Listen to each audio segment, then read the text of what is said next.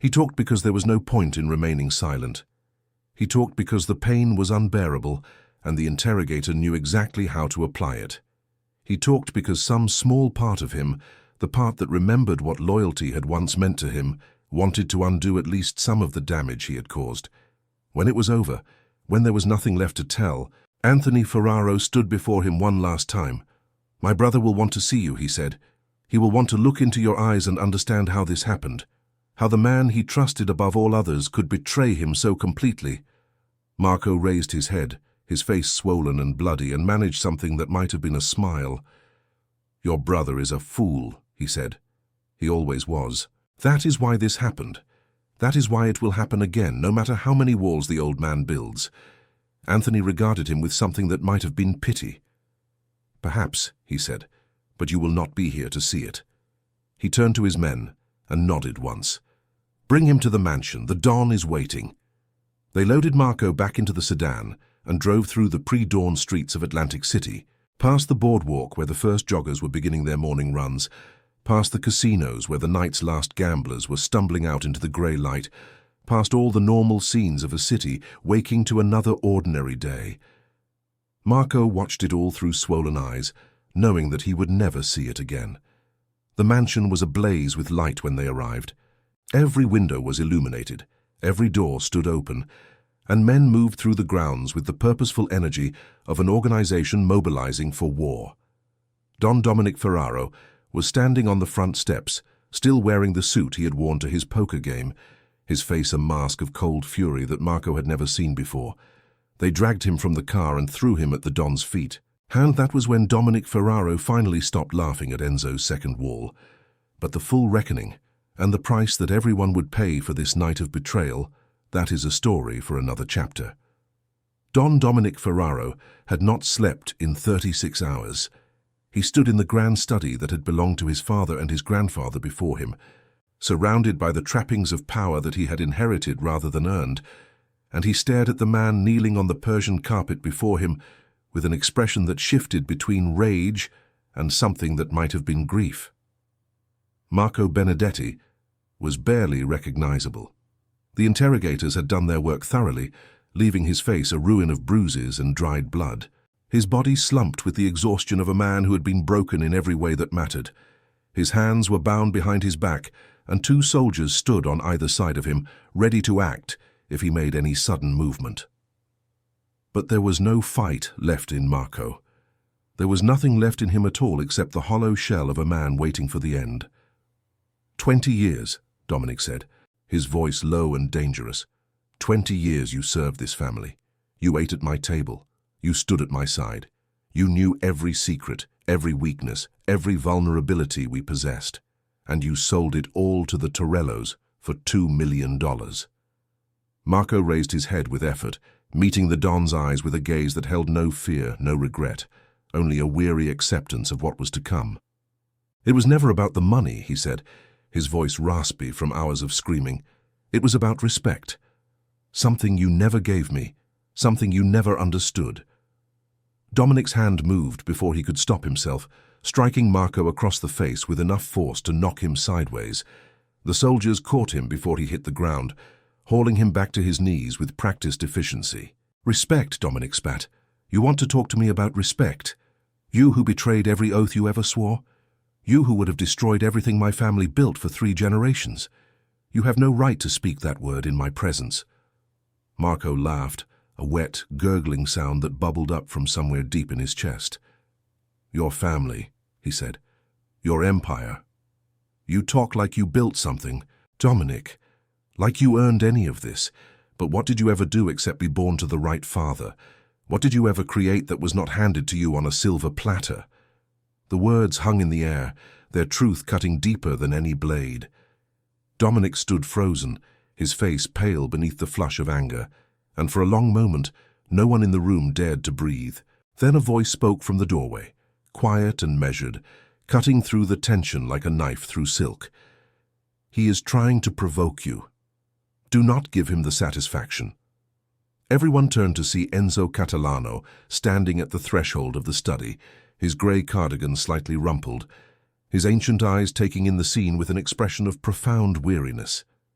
He walked into the room slowly, his worn shoes silent on the carpet, and he came to stand beside the Don with the ease of a man who had occupied that position for half a century. Dominic stared at him, his expression unreadable. "You," he said. "You knew this was happening. You knew for months, and you said nothing." "I said everything that needed to be said," Enzo replied calmly. "A year ago, in this very room. I told you there was a threat, and I told you how to protect against it. You chose not to listen." The silence that followed was absolute. The soldiers exchanged glances, uncertain how to react to this unprecedented challenge to the Don's authority. Anthony Ferraro, who had been standing quietly in the corner, watched his brother's face with an intensity that suggested he was calculating odds and possibilities. Dominic's jaw tightened, the muscles working beneath the skin. "You are speaking to me as if I am a child," he said, his voice dangerously soft. Enzo shook his head. "I'm speaking to you as I have always spoken to you. With honesty. With respect for your position, if not always for your decisions. Your father understood the difference. I had hoped that one day you would understand it too." Marco, still kneeling on the floor, watched this exchange with growing comprehension. He saw something shift in Dominic's expression, a crack in the facade of arrogance that the Don had worn for so long. He saw the younger man realize, perhaps for the first time, how close he had come to losing everything, and how completely his survival depended on the foresight of an old man he had dismissed and mocked. "The second wall," Dominic said slowly, the words seeming to cost him something. "It was not just about the vault." Enzo inclined his head slightly. "The wall was a precaution. One of many I have put in place over the years, most of which you have never known about. My job has never been to protect only the money, Dominic. It has been to protect the family, from external threats, yes, but also from internal ones, from the consequences of decisions made in anger or arrogance, from the enemies we create without knowing we are creating them." He gestured toward Marco without looking at him. "This man was your enemy for 3 years and you never saw it. He sat in your meetings, heard your plans, learned your secrets, and you trusted him completely. Not because you had reason to trust him, but because it never occurred to you that someone might have cause to betray you. That is the blindness I have spent my life trying to compensate for. That is the weakness that almost cost us $10 million tonight." Dominic said nothing for a long moment. Then, slowly, he walked to the window and stood looking out at the grounds of the mansion, at the manicured lawns and the fountain that his grandfather had imported from Italy, at all the symbols of wealth and power that his family had accumulated over generations of blood and sacrifice. When he spoke again, his voice was different, quieter, stripped of the arrogance that had defined him for as long as anyone could remember. "What would you have me do, Enzo?" he asked. "With him, with the Torellos, with all of this?" Enzo moved to stand beside him at the window, two men from different generations looking out at the same view, seeing different things. "Marco Benedetti must die," Enzo said simply. "There is no alternative. He has betrayed the family in a way that cannot be forgiven or forgotten. If we show weakness now, others will be encouraged to follow his example. The punishment must be swift, and it must be absolute." Dominic nodded slowly. "And the Torellos?" "The Torellos have declared war, whether they intended to or not. They sent men into our home, attempted to steal our wealth, collaborated with a traitor to destroy us. We cannot let this stand, but we must be strategic. A direct assault would be costly, and we would gain nothing but revenge. Better to dismantle them piece by piece, to take their businesses and their allies and their reputation, to leave them with nothing before we finish them entirely." It was the longest speech Enzo had made in years, and every word carried the weight of 5 decades of experience in the shadowy world they inhabited. Dominic listened without interrupting, and when the old man finished, he turned to face him directly. "I owe you an apology," he said, the words clearly difficult to speak. "You tried to warn me, and I laughed at you. I called your wall a folly. I dismissed your concerns as the paranoia of an old man who had outlived his usefulness. I was wrong." Enzo's expression did not change. "Apologies are for priests and politicians," he said. "In our world, actions are what matter. You have a chance now to prove that you have learned from this night. Do not waste it." He turned to leave, but Dominic's voice stopped him at the door. "Enzo, the second wall, the surveillance system you installed. How long have you been watching the vault?"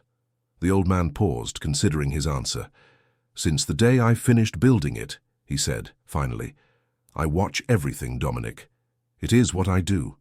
It is what your father hired me to do 60 years ago when I was younger than you are now. I have never stopped, and I never will, as long as I am capable of drawing breath." He walked out of the study, leaving Dominic alone with his brother, his soldiers, and the broken man who had tried to destroy them all. Anthony stepped forward, his presence a reminder that the night's work was not yet finished. "The Torello survivors are being held at the warehouse," he said. 3 dead, 4 captured, including Paulie Santini. Vincent Torello himself was not among them. He must have stayed behind to coordinate the extraction. Dominic turned away from the window, and when he looked at his brother, something had changed in his eyes. The arrogance was still there. Perhaps it would always be there, but it was tempered now by something else. Caution, maybe. Or the beginnings of wisdom. "Find Vincent," he said. "Find him and bring him to me. I want to look into the eyes of the man who thought he could take everything from us." Anthony nodded. "And Marco?" Dominic looked down at the kneeling man, at the ruin of someone he had trusted completely, and his face hardened into a mask that revealed nothing of what he might be feeling. "Take him to the docks," he said. "Make it slow. Make sure he has time to think about what he has done and what it has cost him. And when it is over, make sure his body is never found. Marco Benedetti disappeared tonight. As far as the world is concerned, he simply vanished, another man who ran afoul of forces he could not control. There will be no funeral, no grave, no memory of him at all. That is the fate of traitors in this family." The soldiers moved forward to drag Marco to his feet, but before they could reach him, the condemned man spoke one final time. "You think this is over," he said, his voice barely audible. "You think you have won. But you have not changed anything, Dominic. You are still the same fool you have always been, surrounded by the same blindness, making the same mistakes. The next Marco Benedetti is already in your organization, watching, waiting, planning, and the old man will not be around forever to save you from yourself." Dominic regarded him with an expression of contempt. "Take him away," he said. "I am tired of listening to the ravings of a dead man." They dragged Marco out of the study, his feet trailing on the carpet, his head hanging limp against his chest. The door closed behind them, and Dominic was left alone with his brother in the silence of the early morning. Anthony spoke first. "He was not entirely wrong, you know, about the organization, about the people around you. There is always someone watching, waiting for a moment of weakness." Dominic turned to face him, and for the first time in years, he looked at his brother not as a subordinate or a rival, but as an equal. "I know," he said. "I have always known. I just chose not to think about it. It was easier to believe that loyalty could be bought, that fear could be maintained, that the empire our father built would sustain itself through its own momentum. And now I have to face the truth. Enzo showed me that tonight, whether he intended to or not. The second wall was never about the vault. It was about showing me what real protection looks like, what real foresight means. I have been playing at being Don, Anthony, acting the part without understanding what it truly requires." Anthony was quiet for a moment, considering his next words carefully. "Our father was not a perfect man," he said finally. "He made mistakes, hurt people, destroyed lives without a second thought. But he understood something that you and I have both struggled to learn. In this life, trust is the most valuable currency we possess. It must be earned, protected, and never given lightly. Marco Benedetti earned his trust through years of service, and Father would have trusted him just as completely as you did.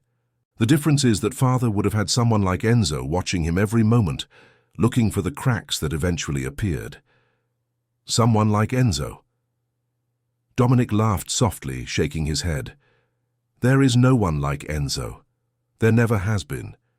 When he is gone, this family will lose something irreplaceable. Then perhaps," Anthony said carefully, "it is time to start learning from him, while we still can."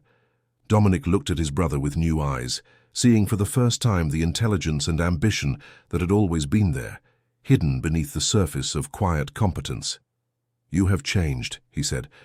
"Or maybe I just never bothered to look closely enough before." "We have both changed tonight," Anthony replied. "The question is whether we will remember these lessons when the sun comes up, or whether we will go back to being the men we were before." Before Dominic could respond, there was a knock at the study door. A soldier entered, his face tense with news that could not wait.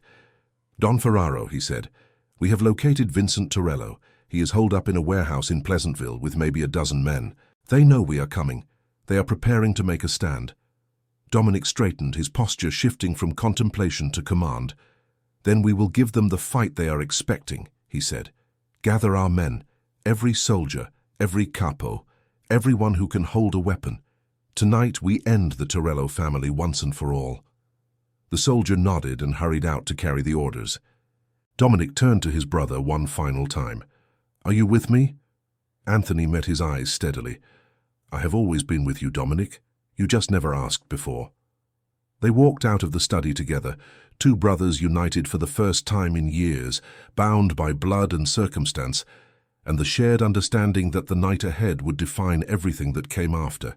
And in a small hotel room 3 streets away, Enzo Catalano sat alone in the darkness, listening to the distant sounds of cars and voices, knowing that the war he had helped to start would not end without more blood being spilled. He thought about the second wall standing silent in the basement of the Ferraro mansion, about the $10 million it had saved, about the lives that hung in the balance of decisions made by men who had finally begun to understand the weight of their responsibilities. He thought about Marco Benedetti being driven to the docks to meet the fate that all traitors eventually find. He thought about Vincent Torello, surrounded and desperate, about to learn the price of ambition that exceeds capability. He thought about Dominic and Anthony Ferraro, walking side by side toward a confrontation that would either destroy them or forge them into something stronger. And he thought about his own role in all of it, the invisible hand that had guided events toward this moment, the architect of consequences that others would have to live with. The fixer had done his job. The rest was up to them. But the final reckoning, and the price that would be paid before peace could return to Atlantic City, that is a story for the last chapter. The war against the Torello family lasted 3 days.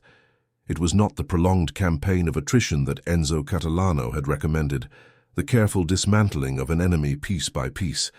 It was instead a brutal, decisive strike that left no room for doubt about the consequences of challenging the Ferraro name.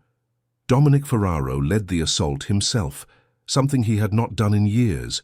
He rode in the lead car of a convoy of 12 vehicles that descended on the Pleasantville warehouse at 4 in the morning, surrounding the building before Vincent Torello's men knew they were under attack.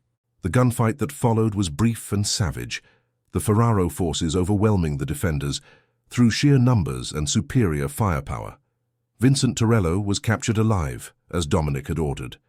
They found him hiding in a storage room at the back of the warehouse, crouched behind pallets of industrial equipment, a pistol in his hand that he never got the chance to fire. The youngest son of Carmine Torello was 32 years old, handsome in a sharp-featured way that suggested intelligence without wisdom, and when they dragged him out into the harsh glare of the warehouse lights, his face was a mask of terror that he could not quite conceal.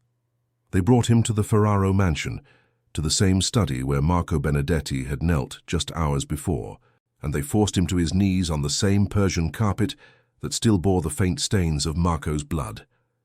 Dominic stood before him, flanked by Anthony and a dozen of their most trusted men, and he looked down at the man who had tried to steal his empire with an expression that had evolved far beyond simple anger. "Your father built something in this city," Dominic said quietly. "It was not as large as what my family built, but it was real. He earned the respect of men who knew what it cost to survive in our world. And now, because of your ambition, because of your greed, because you thought you could take a shortcut to power, everything he built is going to disappear." Vincent's voice shook when he spoke, but he tried to maintain some semblance of dignity. "My father will avenge this. The other families will not allow you to destroy us without consequence." Dominic shook his head slowly. "Your father is 78 years old and dying of cancer in a hospital bed. He has been out of the game for 5 years, and everyone knows it. The other families have already been contacted. They understand what happened, and they understand why it happened. None of them will lift a finger to help you. You are alone, Vincent. You were alone the moment you decided to send men into my home and steal what belongs to my family." He turned to Anthony, who handed him a folder thick with documents. "This is a list of every business your family controls," Dominic continued. "Every front, every legitimate operation, every source of income that keeps the Torello name alive. By this time tomorrow, all of it will belong to us. Your soldiers will be given a choice: swear loyalty to the Ferraro family, or join you in whatever fate awaits. Most of them will choose wisely. The ones who do not will be handled accordingly." Vincent's composure finally cracked, tears streaming down his face as the full weight of his failure settled upon him. "Please," he whispered. "I was just trying to make a name for myself, to prove that I was more than just Carmine Torello's youngest son. I did not think it would come to this." "That is exactly your problem," Dominic replied. "You did not think. You saw an opportunity and you grabbed for it without considering what would happen if you failed. In our world, Vincent, failure is not an inconvenience. It is a death sentence." He stepped back and nodded to Anthony, who moved forward with 2 soldiers at his side. "Take him to the same place they took Marco," Dominic said. "Let them keep each other company at the bottom of the Atlantic." Vincent screamed as they dragged him away, his cries echoing through the corridors of the mansion, until a door slammed shut and silenced them forever. Dominic stood motionless, his face betraying nothing of what he might be feeling, until the sounds faded completely and he was left alone with his thoughts. It was done. The threat had been neutralized, the traitors punished, the message sent to anyone who might consider similar treachery in the future. The Ferraro family had survived, stronger than before, united in a way that had not been possible while Marco Benedetti's poison had been seeping through their ranks. But Dominic knew that survival was not the same as victory. The events of the past 3 days had changed him in ways he was only beginning to understand. He had looked into the face of his own blindness, had seen how close he had come to losing everything through nothing more than arrogance and complacency. He had been saved by an old man he had mocked, protected by a brother he had dismissed, and forced to confront truths about himself that he had spent his entire adult life avoiding. He walked out of the study and through the mansion, past servants who averted their eyes and guards, who straightened at his approach. He descended the stairs to the basement, moved through the wine cellar and the false wall, and entered the vault room where Enzo's second wall stood silent and watchful in the dim light. He pressed his hand against the smooth surface, feeling the cold solidity of the concrete beneath his palm. $150,000, he thought, the price of his survival, the cost of a lesson he should have learned years ago. He stood there for a long time, alone with the wall and his thoughts, until the first light of dawn began to filter through the small windows near the ceiling. Then he turned and walked back upstairs, ready to begin the work of rebuilding what had almost been lost. In the weeks that followed, the Ferraro family consolidated its victory. The Torello businesses were absorbed with ruthless efficiency, their soldiers either integrated into Ferraro operations or persuaded to seek opportunities elsewhere. Carmine Torello died in his hospital bed 2 weeks after his son's disappearance, never knowing the full extent of what had happened, and with his death, the Torello name vanished from Atlantic City's underworld forever. Anthony Ferraro was elevated to the position of underboss, a recognition of his role in saving the family, and a signal that the old order was finally beginning to change. He accepted the promotion with characteristic modesty, but those who knew him well could see the satisfaction in his eyes, the vindication of years of patient waiting. Marco Benedetti and Vincent Torello were never seen again. Their bodies lay somewhere in the cold depths of the Atlantic Ocean, weighted with chains and wrapped in canvas, forever beyond the reach of those who might have mourned them.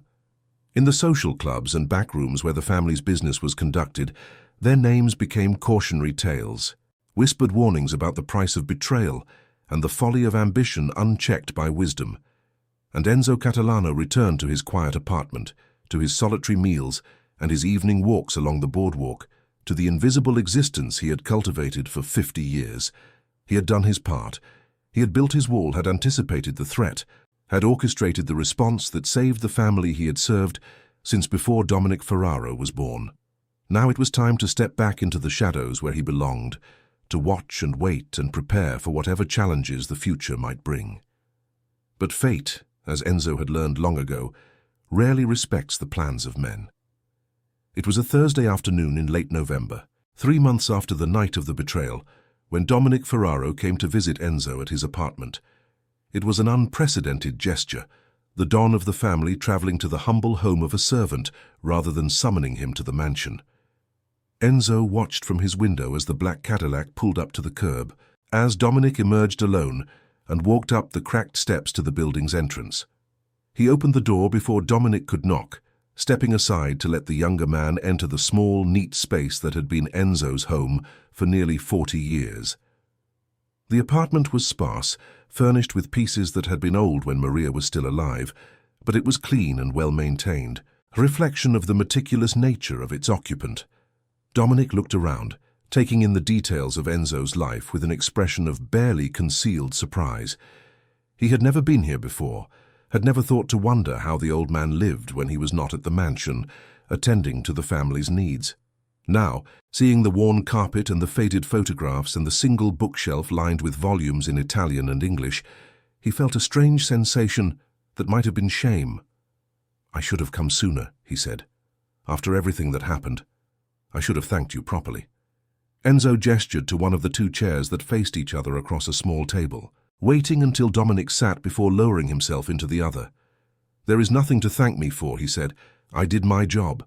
Nothing more, nothing less." Dominic shook his head. "You saved us. The family, the fortune, everything. If not for your wall, if not for your foresight, we would have lost $10 million and been exposed as weak and vulnerable. The Torellos would have been emboldened. Other families would have seen an opportunity. We might not have survived." Enzo was quiet for a moment, his ancient eyes studying the face of the man he had watched grow from an infant to a Don. "Perhaps," he said finally, "or perhaps you would have found another way. You are not your father, Dominic. You lack his instincts, his understanding of how our world truly works. But you are not without strengths of your own.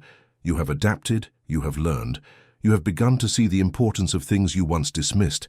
That is because of you," Dominic said, "because you forced me to see what I had been blind to." "No." Enzo shook his head slowly. "I showed you a mirror. What you saw in it, what you chose to do with that vision, that was entirely your own. I cannot take credit for the changes you have made, any more than I can take blame for the mistakes you might make in the future." They sat in silence for a while, 2 men from different generations, connected by bonds that went deeper than blood or loyalty. Outside, the sounds of the city drifted up from the street below, the normal rhythms of life continuing unaware of the extraordinary conversation taking place in this modest apartment. Finally, Dominic spoke again. "I came here to ask you something that has been on my mind since that night." Enzo inclined his head, inviting him to continue. "The second wall. You paid for it yourself, out of your own savings. $150,000, everything you had set aside for your grandchildren. Why? Why would you sacrifice your own future to protect a family that had treated you with contempt?" Enzo's face softened, just slightly, into something that might have been a smile. "Because it was necessary," he said simply. "Because I saw a threat that no one else could see, and I had the means to address it. What else was I supposed to do with that money, Dominic? Buy a nicer apartment? Take a vacation to some place I have never been and have no interest in seeing? I am 73 years old. My wife is dead. My son lives a life that has nothing to do with mine. And my grandchildren know me only as a distant figure who sends checks on their birthdays. The Ferraro family is my life. It has been my life since I was 22 years old, and your grandfather gave me my first job. Protecting it is not a sacrifice. It is simply what I do." Dominic reached into his jacket and withdrew an envelope, thick with papers. He placed it on the table between them. "This is a deed," he said, "to a property on Ventnor Avenue, 3 blocks from the mansion. It is a small house, nothing extravagant, but it is comfortable and well-maintained. I bought it 2 weeks ago in your name. Along with the deed is a bank statement showing a balance of $200,000 deposited into an account that belongs to you. Consider it repayment for the wall with interest. Consider it a pension for 50 years of service. Consider it whatever you need to consider it. But it is yours, Enzo. You have earned it 100 times over." Enzo looked at the envelope but did not touch it. "I do not need charity," he said quietly. "It is not charity. It is justice. You gave everything you had to protect us, and we laughed at you for it. That was wrong, and this is my way of making it right. Take the house, Enzo. Take the money. Let it be a sign that things have changed, that the new generation of Ferraros understands what the old generation sometimes forgot." Enzo was silent for a long moment. Then, slowly, he reached out and took the envelope. He did not open it, did not look at the papers inside. He simply held it in his weathered hands, feeling the weight of what it represented. "Your father would be proud of you," he said finally. "Not because of this gift, but because of what it means. You have learned something that took him decades to understand. Perhaps there is hope for you after all." Dominic rose to his feet, and Enzo rose with him. They stood facing each other in the small apartment, two men bound by history and circumstance and something that might have been respect. "Come back to the mansion," Dominic said. "Not as a servant, not as a subordinate, but as what you have always truly been. An advisor, a counselor, someone whose wisdom we cannot afford to lose." Enzo shook his head.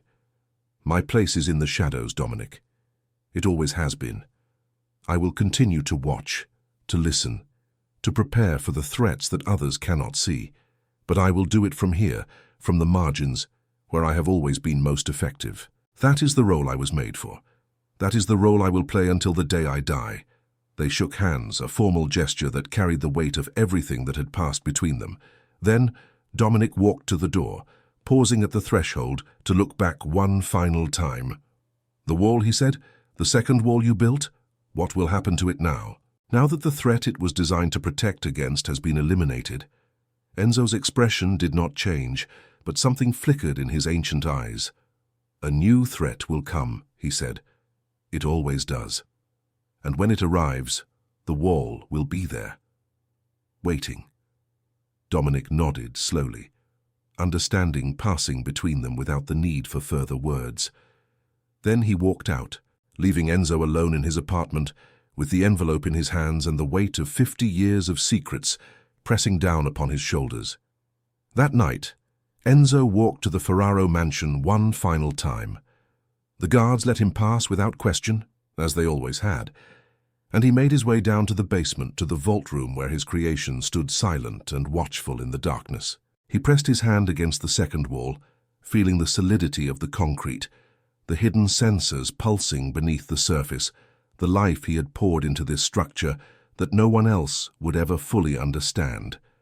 He thought about Maria, who had worried about him every day of their marriage, who had never asked questions about his work, but had always known somehow what it cost him. He thought about his son, who had escaped this life and built something clean and ordinary in a city far away. He thought about his grandchildren, who would inherit money they did not need from a grandfather they barely knew. And he thought about the future, about the threats that would come and the walls that would need to be built to protect against them. The Ferraro family would endure. They always had, through wars and betrayals and the endless cycle of violence that defined their world.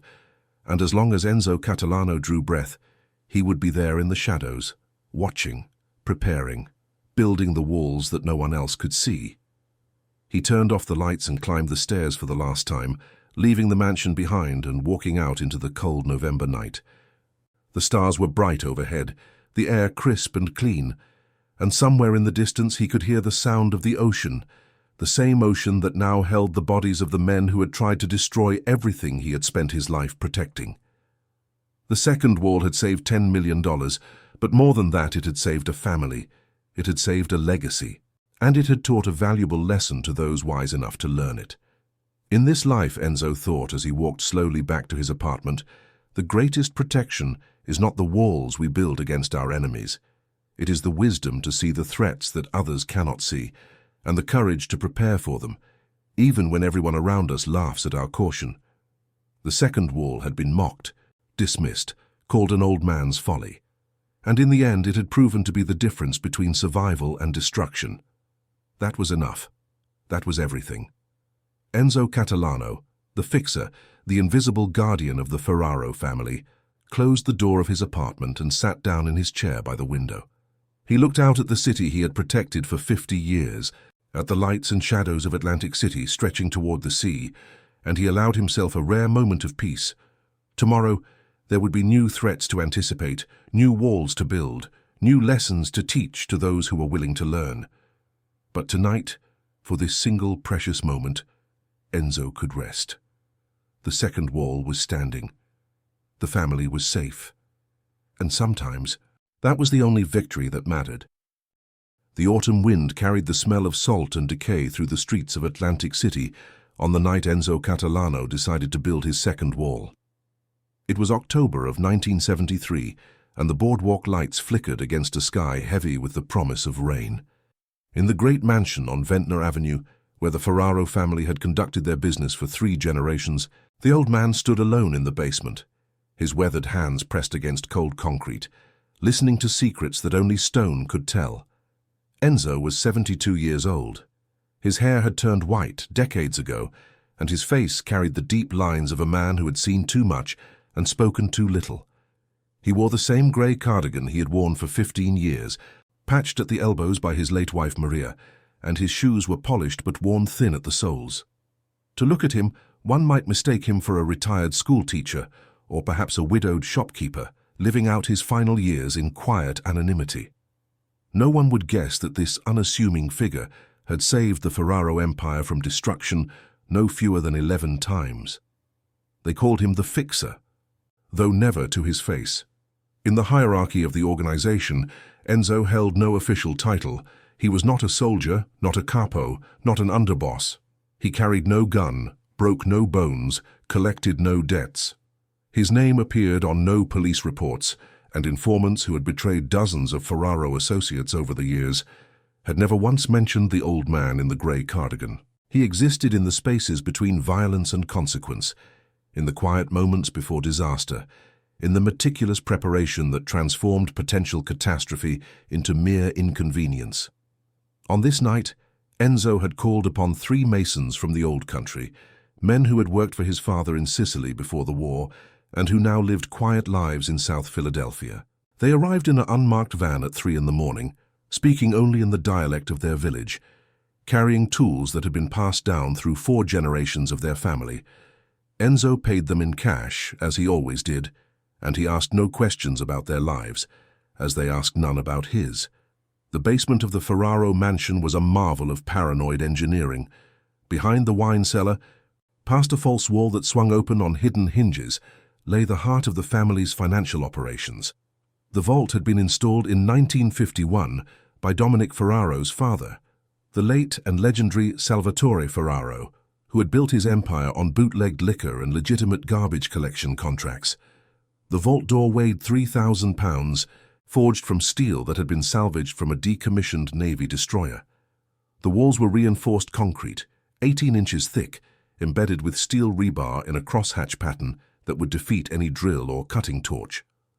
The lock was a Swiss mechanism that required 3 separate combinations, each known to only one person, and even then, only 2 of the 3 key holders were ever alive at the same time.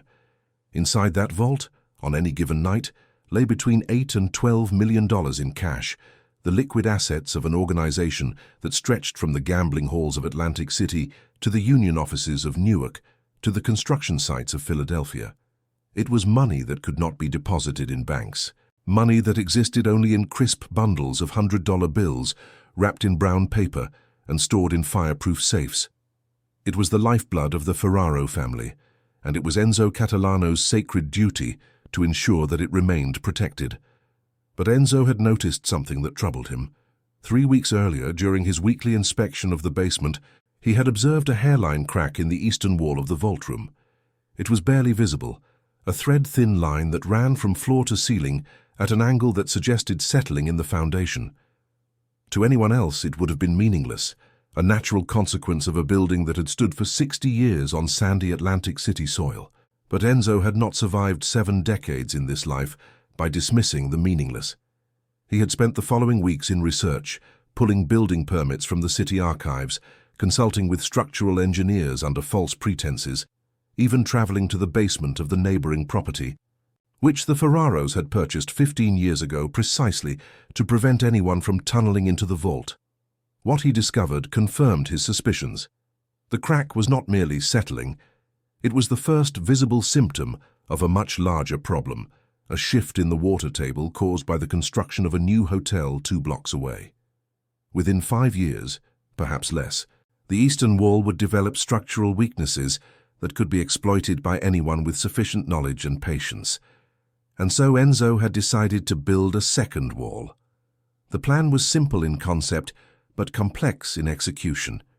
The masons would construct a new wall 18 inches inside the existing eastern wall, creating a gap that would be filled with a mixture of concrete, steel mesh, and a specialty compound that Enzo had sourced from a contact in the mining industry. This compound, when cured, would form a barrier that was actually stronger than the original wall, while also serving as an early warning system. Any attempt to breach the outer wall would cause the light to compress in ways that would trigger silent alarms throughout the mansion. It was elegant. It was necessary. And it was, Enzo knew, going to be extremely expensive. He had prepared a detailed proposal for Don Dominic Ferraro, complete with engineering assessments, cost analyses, and a timeline for completion. He had scheduled a meeting for the following morning, arriving at the Don's study at precisely 9 o'clock, as he had done every Tuesday for the past 37 years. He had dressed in his best suit, a charcoal grey 3-piece that Maria had bought him for their 40th anniversary, and he had carried the folder of documents in a leather briefcase that still smelled faintly of the Italian shop where he had purchased it in 1958. Don Dominic Ferraro received him with the casual disinterest of a man who had inherited an empire rather than built one. At 44 years old, Dominic was the 3rd generation of Ferraros to rule Atlantic City's underworld, and he wore his power with the ease of someone who had never known life without it. He was handsome, in the way that money and confidence make men handsome, with dark hair silvering at the temples, a jaw that photographers loved, and eyes that could shift from warmth to ice in the space of a heartbeat. He sat behind his father's desk, a massive mahogany piece that had been imported from Florence before the First World War, and he gestured for Enzo to take the seat across from him, without looking up from the newspaper he was reading. Enzo sat. He waited. He had learned patience in a harder school than Dominic Ferraro could imagine. After several minutes, Dominic folded the newspaper and fixed Enzo with a look that was meant to convey importance and gravity, but succeeded only in revealing the younger man's fundamental insecurity. "What is it, Enzo?" he asked, his voice carrying the practiced cadence of authority. "I have a meeting with the construction union at 11, and I need to prepare." Enzo opened his briefcase and withdrew the folder. He placed it on the desk between them and began to explain, in his quiet, measured way, the problem he had discovered and the solution he proposed. He spoke for 12 minutes without interruption, laying out the technical details, the potential risks, the cost of inaction versus the cost of prevention. When he finished, he folded his hands in his lap and waited for the Don's response. Dominic Ferraro stared at the folder for a long moment. Then he began to laugh. It was not a kind laugh. It was the laugh of a man who has found something genuinely amusing in the misfortune or foolishness of another, a laugh that invited the listener to share in the joke at someone else's expense. Dominic leaned back in his father's chair, his expensive suit stretching across his shoulders, and he laughed until tears formed in the corners of his eyes. "A second wall," he said, when he had recovered enough to speak. "Enzo, my friend, you want me to spend $150,000 to build a wall behind a wall because you saw a crack in the concrete?" He shook his head, still chuckling. "My father always said you were the most paranoid man he ever met." I thought he was exaggerating. Enzo said nothing. He had expected this reaction, had prepared for it, had even rehearsed responses to the most likely objections. But he also knew that some battles could not be won with words, that some men needed to learn their lessons through experience rather than wisdom. He simply waited. Dominic's laughter faded, replaced by a look of patronizing affection that was somehow worse. "Look," he said, leaning forward and placing his hands flat on the desk. "I appreciate what you do for this family. My father trusted you, and his father before him. You've earned your place here and no one is going to forget that. But this," he tapped the folder with one manicured finger, "this is the thinking of an old man who has forgotten that we are not weak. That vault has protected our money for over 20 years. It was built by the best engineers my father could find, and it has never failed us. Not once. A crack in the wall is not a crisis. It is a maintenance issue, nothing more. Don Dominic, Enzo said quietly, I have served your family for 51 years. In that time I have made many requests, and I have been wrong exactly twice.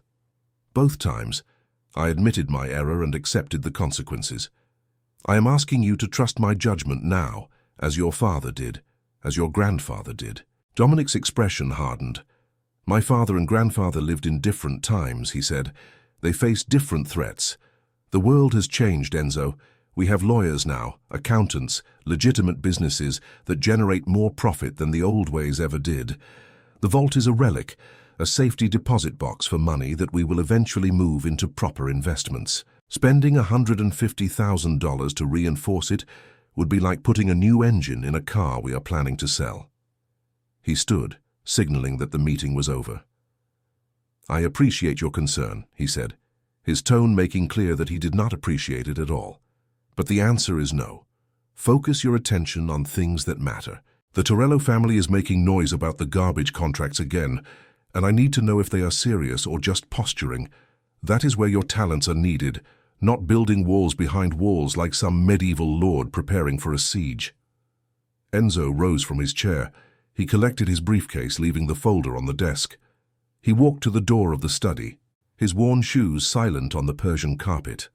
At the threshold he paused and turned back to face the Don. I will look into the Torello situation, he said, but with your permission, I would like to proceed with the wall using my own funds. It will not cost the family anything, and it will give an old man peace of mind. Dominic stared at him for a long moment, his expression unreadable. Then he shrugged, a gesture of indifference that cut deeper than any insult. Do what you want with your money, Enzo. It is yours to waste. But do not expect me to reimburse you when you realize you have spent $150,000 on nothing. Enzo nodded once, a small bow of acknowledgement that could have meant anything or nothing. Then he left the study, closing the door softly behind him. In the hallway outside, he encountered Marco Benedetti, Don Dominic's most trusted capo and the man responsible for the security of the Ferraro mansion. Marco was 40 years old, built like a boxer gone slightly to seed, with a face that had been handsome before it had been broken and reset too many times. He had been listening at the door, Enzo knew, as he always did, as any good capo should. The old man is losing his mind, Marco said, not bothering to keep his voice down.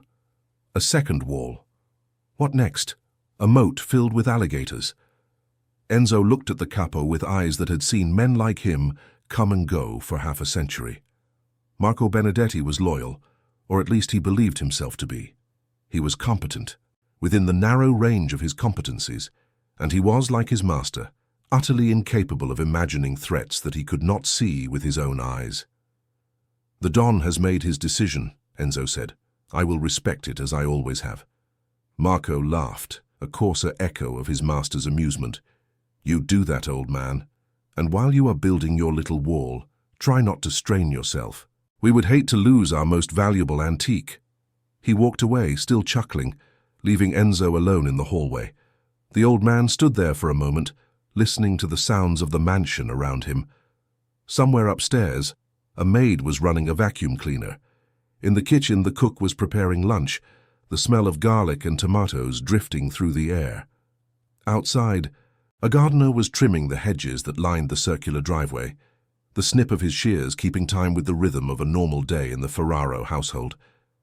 Enzo thought about his late wife, Maria, who had died 3 years ago in her sleep, peacefully, her hand in his.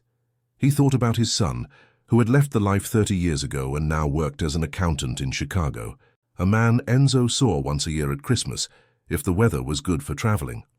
He thought about the $150,000 he had saved over 5 decades of service, money that he had intended to leave to his grandchildren, money that he was now about to spend on a wall that only he believed was necessary.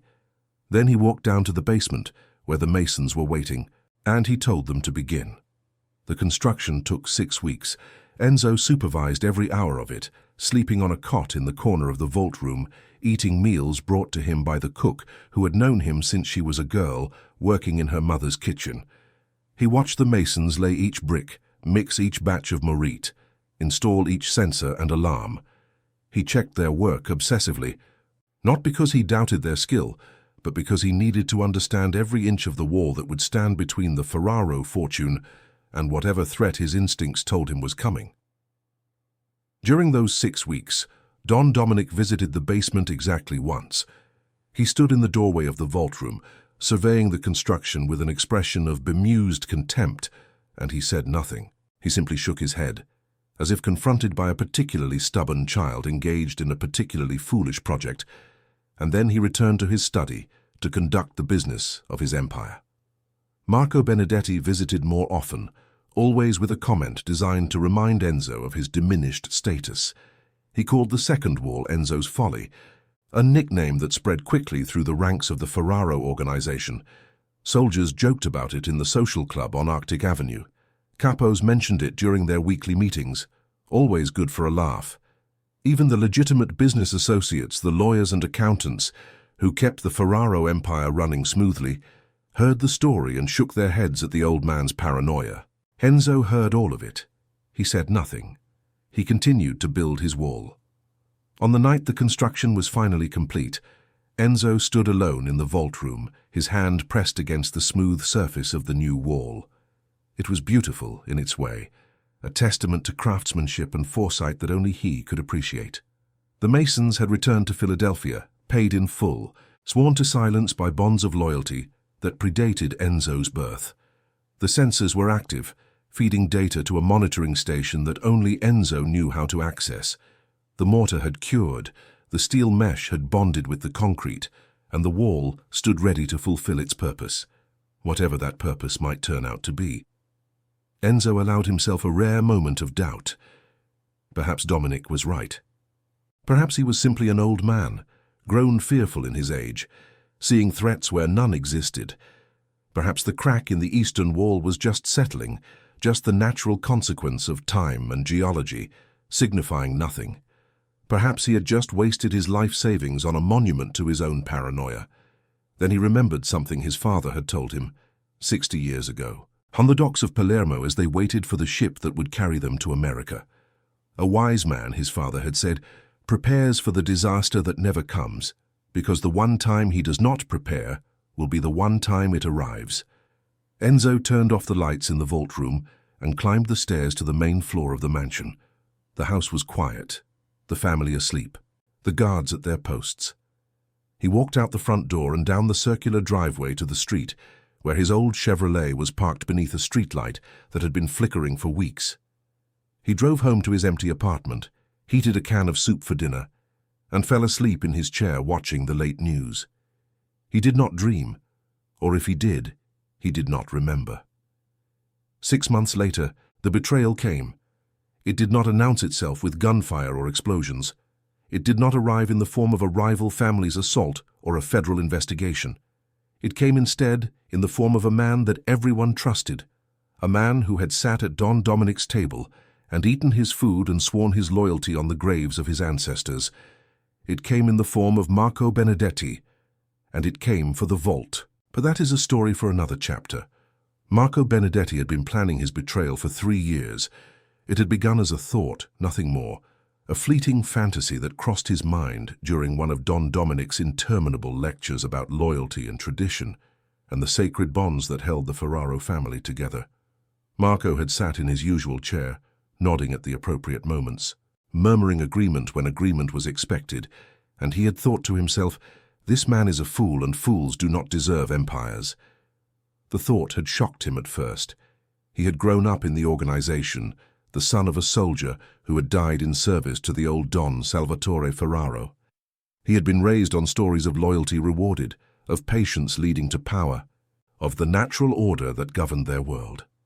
He had believed those stories once, had shaped his entire life around them, had broken bones and spilled blood and buried men in unmarked graves, all in service to the Ferraro name. But belief, Marco had learned, was a luxury that reality could not always afford. The truth was that Don Dominic Ferraro did not respect him. Oh, he valued Marco's competence, relied on his brutality, trusted him with the security of the mansion and the safety of the family.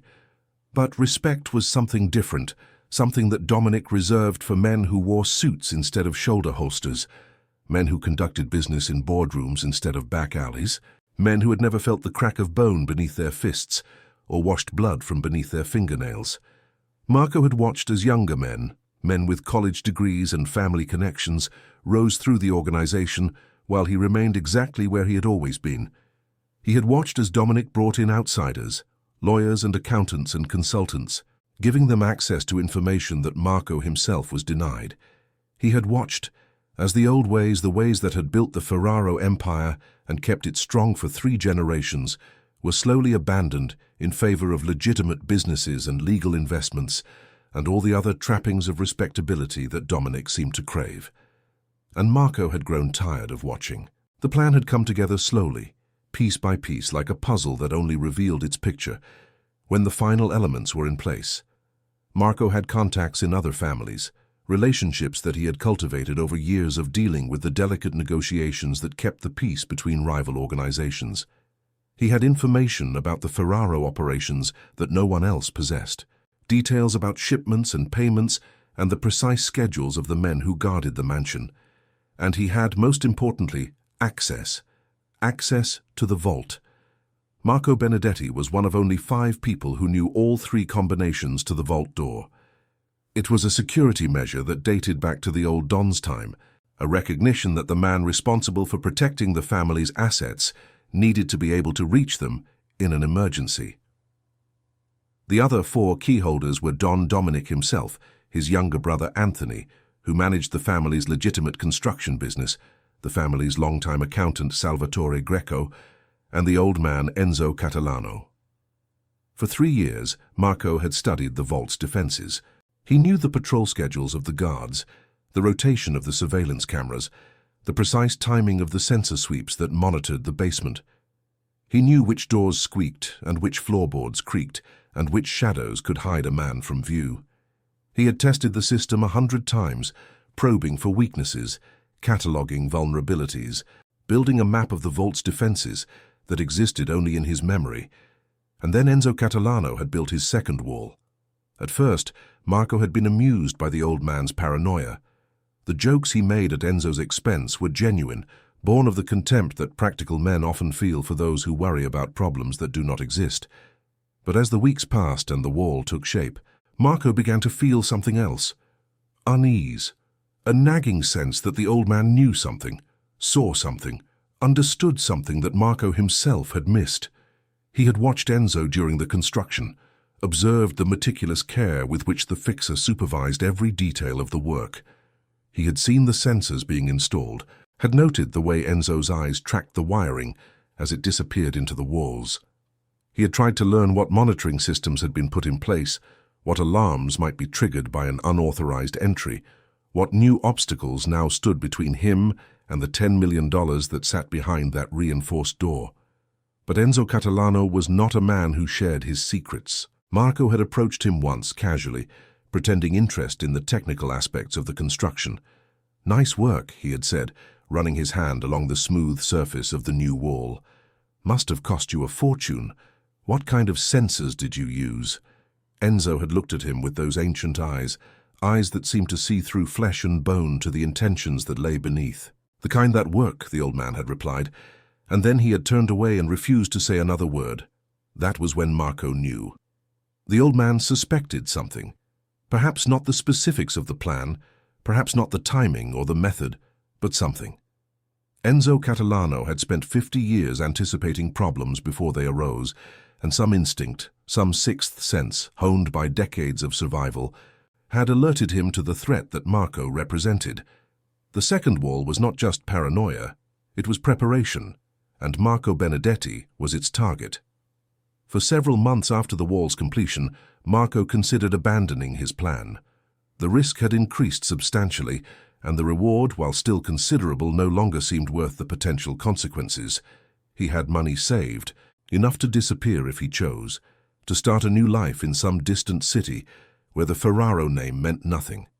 He could walk away, live out his remaining years in peaceful anonymity, and never again have to bow his head to a man he despised. But then, something happened that changed everything. It was a Tuesday evening in late spring, and Marco was sitting in the social club on Arctic Avenue, nursing a glass of whiskey and listening to the younger soldiers brag about their exploits. The television above the bar was showing a baseball game, the Phillies against the Mets, and most of the room was focused on the screen. Marco was not watching. He was thinking about the vault as he often did, running through scenarios in his mind, looking for angles he might have missed. That was when Vincent Torello walked in. Vincent was the youngest son of Carmine Torello, the aging patriarch of Atlantic City's second most powerful crime family. The Torellos had been rivals of the Ferraros for 4 decades, competing for territory and contracts and influence in a Cold War that occasionally turned hot, but had never erupted into full-scale conflict. They were smaller than the Ferraros, weaker, but they were patient and ambitious, and always looking for opportunities to shift the balance of power. Vincent Torello was not supposed to be in the Ferraro social club. His presence there was a provocation, a violation of the unwritten rules that governed interactions between the families. Several of the younger soldiers rose from their seats, hands moving toward weapons, ready to defend their territory against this intrusion. But Marco waved them back. He recognized the look in Vincent's eyes, the mixture of desperation and calculation that marked a man who had come to make a deal rather than start a fight. He gestured for Vincent to join him at his table, ignoring the murmurs of surprise from the other men in the room. They talked for 2 hours. Their voices low, their words chosen carefully. Vincent laid out his proposition with the precision of a man who had rehearsed it many times. The Torello family wanted to strike at the Ferraros, to deliver a blow that would cripple their rivals and shift the balance of power in Atlantic City permanently. They lacked the means to do so directly, but they had resources, connections, and most importantly, a safe haven where a man with valuable information might disappear and never be found. What they needed was an inside man, someone with access, someone with knowledge, someone with a reason to betray the family he had served his entire life. Marco listened without expression. When Vincent finished, he asked only one question: how much? The answer made his decision for him. $2 million paid in cash, delivered to an account in the Cayman Islands that could never be traced, plus passage to South America, a new identity, and the Torello family's guarantee that the Ferraros would never find him. All he had to do was provide the combinations to the vault, the schedules of the guards, and a distraction that would give the Torellos' men enough time to extract the money and disappear. $2 million. It was a fraction of what lay in the vault, a small price for the Torellos to pay for the destruction of their greatest rival. But for Marco Benedetti, it was everything. It was freedom. It was revenge. It was proof that his years of loyal service had been worth something after all, even if that worth was measured in betrayal rather than reward. He agreed to the deal that night, sealing it with a handshake that felt like signing his own death warrant. They set a date 6 months in the future, enough time for Marco to refine his plans and for the Torellos to assemble the team that would execute the robbery. They established protocols for communication, dead drops, and coded messages that would allow them to coordinate without arousing suspicion. And they parted with the understanding that failure would mean death for both of them at the hands of their respective families. In the months that followed, Marco Benedetti became the perfect capo. He was more attentive to his duties than ever before, more vigilant in his protection of the Ferraro family, more loyal in his words and actions. He laughed at Don Dominic's jokes and deferred to his judgment, and never once let slip the hatred that burned in his heart. He was playing a role, the role of his life, and he played it with the skill of a man who understood that the stakes were absolute. But even as he maintained his facade, he continued to probe for weaknesses in the vault's defenses. He studied Enzo's movements, looking for patterns that might reveal the secrets of the second wall. He cultivated relationships with the guards, learning their habits and their vices and the small corruptions that might be exploited when the time came. He mapped every inch of the basement, every shadow and corner and blind spot, building a picture of the battlefield where his fate would be decided. And slowly, painstakingly, he developed a plan. The key, he realized, was the second wall itself, Enzo had built it to protect against threats from outside, to provide an additional barrier against anyone who might try to breach the vault through conventional means. But what if the threat came from inside? What if someone with legitimate access simply walked through the front door, opened the vault with the proper combinations, and removed the money while everyone else was distracted? The second wall would be useless in that scenario. All its sensors and alarms were designed to detect unauthorized entry, to alert Enzo to tampering or breach attempts. But Marco had authorization. Marco had the combinations. Marco could walk into that vault anytime he chose, and the second wall would do nothing but watch him pass. The only obstacle was Enzo himself. The old man was always watching, always listening, always aware of movements within the mansion that others overlooked. If Marco attempted to access the vault outside of normal business hours, Enzo would know. If he tried to remove large quantities of cash without proper documentation, Enzo would notice. If he did anything at all out of the ordinary, Enzo would be there, asking questions, raising concerns, alerting Don Dominic to potential problems. Enzo Catalano had to be neutralized, not killed. That would raise too many questions, invite too much scrutiny. But removed from the equation, distracted or disabled or simply absent during the crucial hours when the robbery would take place. Marco spent weeks considering options. He could arrange for Enzo to be called away on family business, but the old man had no family except a son in Chicago who rarely visited. He could create a crisis elsewhere in the organization that would demand Enzo's attention, but the fixer's role was advisory rather than operational, and he rarely left the mansion for any reason. He could try to discredit Enzo, to convince Don Dominic that the old man had finally lost his edge, but Dominic's contempt for Enzo was already complete, and further attacks would seem suspicious. In the end, the solution came from an unexpected source: Enzo himself. It was a Thursday afternoon in early autumn, almost exactly 1 year after the completion of the second wall, when Marco overheard a conversation that changed everything. He was passing through the hallway outside Don Dominic's study, moving quietly as he always did, when he heard Enzo's voice through the partially open door. The old man was requesting permission to travel to Chicago. His son had written to him, apparently, with news that his wife was ill and that the family needed help caring for their children while she recovered. It was a personal matter, Enzo explained, something he would not normally trouble the Don with, but given the length of time he would be away, he felt it necessary to inform the family and to arrange for someone to monitor the vault's security systems in his absence. Marco froze in the hallway, his heart pounding. He heard Don Dominic's response, dismissive as always, granting permission with the casual wave of a hand that suggested Enzo's presence or absence made no difference to him. He heard Enzo thank the Don and promise to return within 2 weeks, no more. He heard the old man's footsteps approaching the door, and he slipped around the corner just in time to avoid being seen. 2 weeks. Enzo would be gone for 2 weeks, starting the following Monday. Marco walked back to his office in a daze, his mind racing with possibilities. This was the opportunity he had been waiting for, the window that would allow him to execute his plan without the old man's watchful eyes following his every move.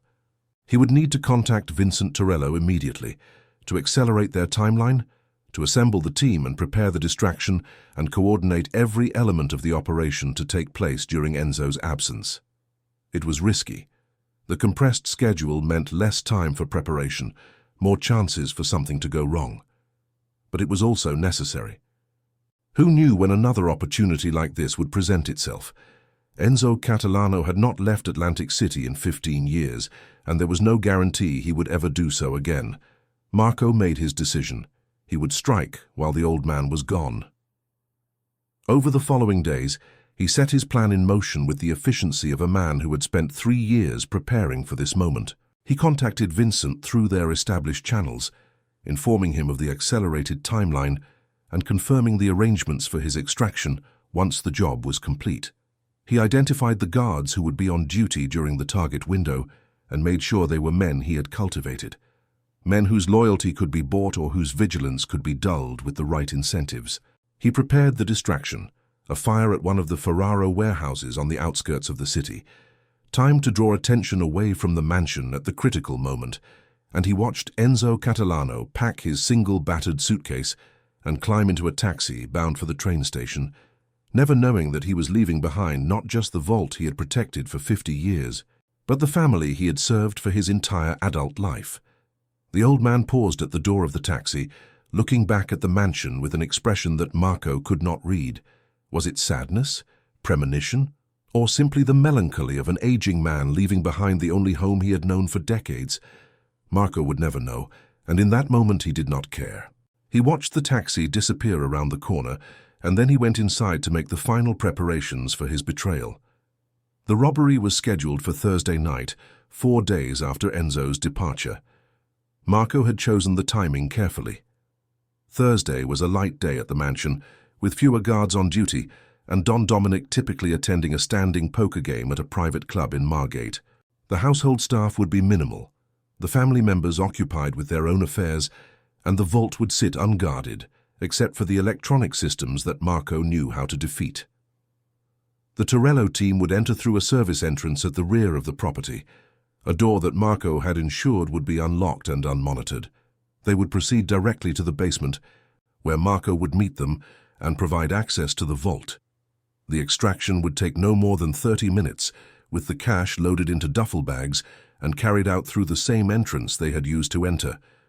By the time anyone realized what had happened, Marco would be on a plane to Buenos Aires, and the Torello family would be $10 million richer. It was a simple plan, elegant in its economy, devastating in its implications. The loss of $10 million would cripple the Ferraro organization, disrupting operations and destroying Don Dominic's credibility with his business partners and allies. The family would survive, Marco supposed, but they would be weakened, vulnerable, no longer the dominant force in Atlantic City's underworld.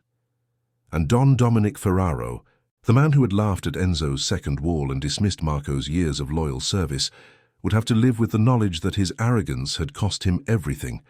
It was, Marco thought, a fitting punishment for a fool. On the night of the robbery, everything went exactly according to plan.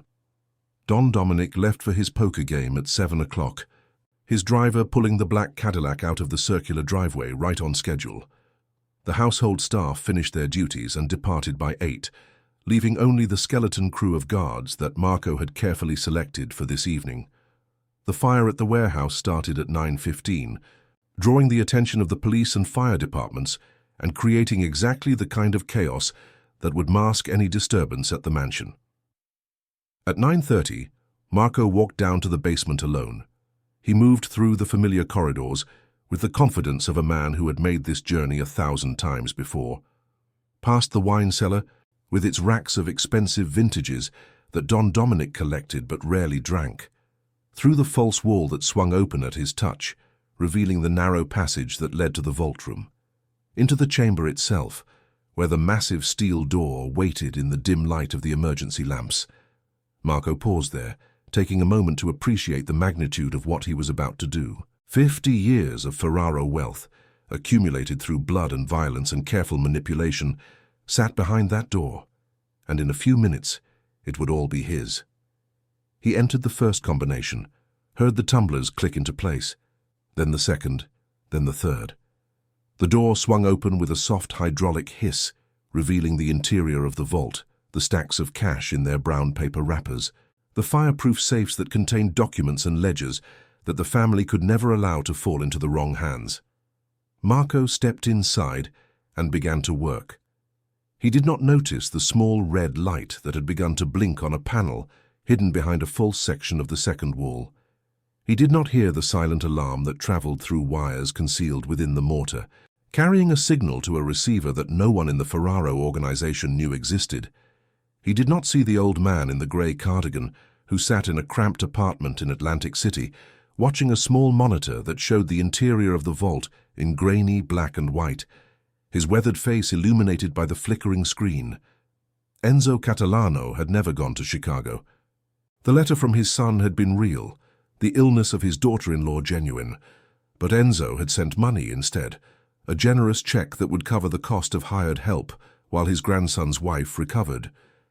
He had told his son that he was too old to travel, that his health would not permit the long journey, and his son had accepted this excuse with the weary resignation of a man who had long ago stopped expecting his father to be part of his life. And then Enzo had packed his suitcase, climbed into a taxi, driven around the block, and checked into a small residential hotel 3 streets away from the Ferraro mansion, where he had waited for the betrayal he had always known was coming. He watched now as Marco Benedetti loaded cash into duffel bags, working with the efficient speed of a man racing against time. He watched as the Torello team arrived, 3 men in dark clothing who entered the vault room and began helping Marco with the extraction. He watched as $10 million, the lifeblood of the Ferraro empire, was carried out of the vault that he had spent 50 years protecting. And then Enzo Catalano picked up the telephone and made a single call. What happened next would determine the fate of everyone involved. But that is a story for another chapter. The telephone call that Enzo Catalano made from his cramped hotel room traveled through wires that crossed beneath the streets of Atlantic City, connecting him to a man who had been waiting for this moment almost as long as Enzo himself. His name was Anthony Ferraro, and he was Don Dominic's younger brother, a man who had spent his entire adult life in the shadow of a sibling he both loved and despised. Anthony was 41 years old, 3 years younger than Dominic, and in nearly every way that mattered, he was his brother's opposite. Where Dominic was loud, Anthony was quiet. Where Dominic sought the spotlight, Anthony preferred the shadows. Where Dominic had inherited their father's arrogance along with his empire, Anthony had inherited only the old man's patience and his understanding that true power lay not in the display of strength, but in its careful conservation. He had been managing the family's legitimate construction business for 15 years, a role that Dominic had assigned him as a way of keeping him useful without giving him any real authority. It was a position that most men would have resented, and in truth, Anthony had resented it for many years. But time and observation had taught him that his exile from the inner circle of the family's criminal operations was not a punishment, but an opportunity. From his position on the margins, he could see things that those at the center could not. He could watch and learn and wait for the moment when his patience would finally be rewarded. Enzo Catalano had recognized this quality in Anthony long ago. The old fixer had watched the younger Ferraro brother grow from a resentful adolescent into a thoughtful man, had observed his quiet competence and his careful discretion, had understood that Anthony possessed something that Dominic lacked entirely, the ability to see beyond his own ego to the larger patterns that shaped their world. 3 months earlier, Enzo had approached Anthony with a proposition. He had laid out his suspicions about Marco Benedetti, the evidence he had gathered through careful observation, the patterns of behavior that suggested betrayal in the making. He had explained his plan to draw out the conspiracy, to create an opportunity for Marco to act, and thereby reveal not only his own treachery, but the identity of his allies. And he had asked Anthony to be his partner in this endeavor, to stand ready to act when the moment came. Anthony had agreed without hesitation. He had his own reasons for wanting to see Marco Benedetti exposed, reasons that went beyond loyalty to the family or concern for its fortune. Marco had been his brother's creature for too long, a blunt instrument that Dominic wielded without understanding or care. The Capo's fall would weaken Dominic's position, would force him to rely on others, would create exactly the kind of vacuum that Anthony had been waiting to fill. It was not a noble motivation, Anthony knew, but in their world nobility was a luxury that few could afford. Now, as the telephone rang in his modest office at the construction company headquarters, Anthony felt a surge of anticipation that he had not experienced in years. He lifted the receiver and heard Enzo's voice, calm and measured as always, speaking the words they had agreed upon months ago. The wall is breached. Anthony replaced the receiver without responding. There was no need for further communication. They had planned for this moment extensively, had rehearsed every step of the operation that would now unfold. He rose from his desk, retrieved a small leather case from the safe behind his bookshelf, and walked out to his car with the unhurried pace of a man going about routine business. 20 minutes later, he arrived at a warehouse on the outskirts of Atlantic City, a property that the family had acquired years ago, and that now served as a staging ground for construction equipment. The building was dark, apparently deserted, but as Anthony approached the side entrance, he saw the shadows of men moving within. There were 12 of them, hand-selected by Anthony over the past 3 months from the ranks of the family's most loyal soldiers. They were men who had been overlooked by Dominic, passed over for promotion in favor of flashier candidates, left to handle the unglamorous work that kept the organization running while others claimed the glory. They were men who had reason to resent the current order of things, and more importantly, they were men who could keep their mouths shut. Anthony had told them only what they needed to know: a threat to the family, a traitor in their midst, the need for swift and decisive action to protect everything they had built. He had not mentioned Marco by name, had not revealed the full scope of the conspiracy, had not explained the role that Enzo Catalano had played in orchestrating this moment. Some secrets were too dangerous to share, even with loyal men. They drove to the Ferraro mansion in 3 unmarked vans, approaching from different directions to avoid attracting attention. Anthony had timed their arrival carefully, coordinating with Enzo through a series of signals that the old man would provide from his observation post.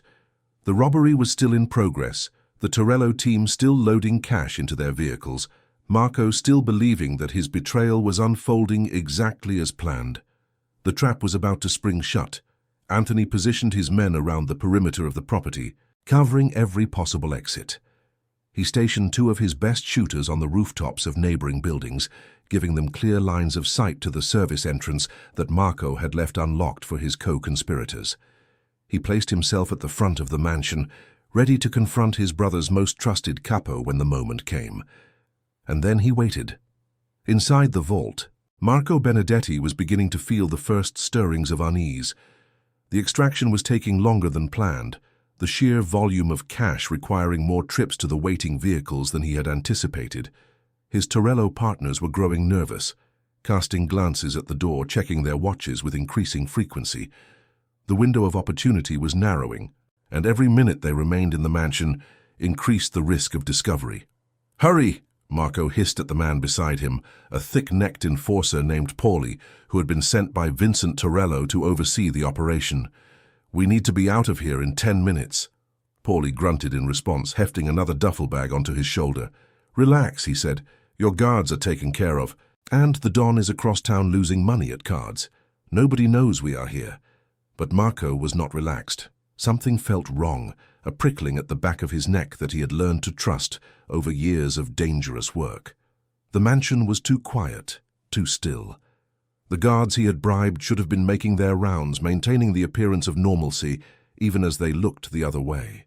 Instead, there was nothing. No footsteps in the corridors above, no voices, no signs of life at all. He shook off the feeling and continued loading cash. There was no turning back now. The only way out was through.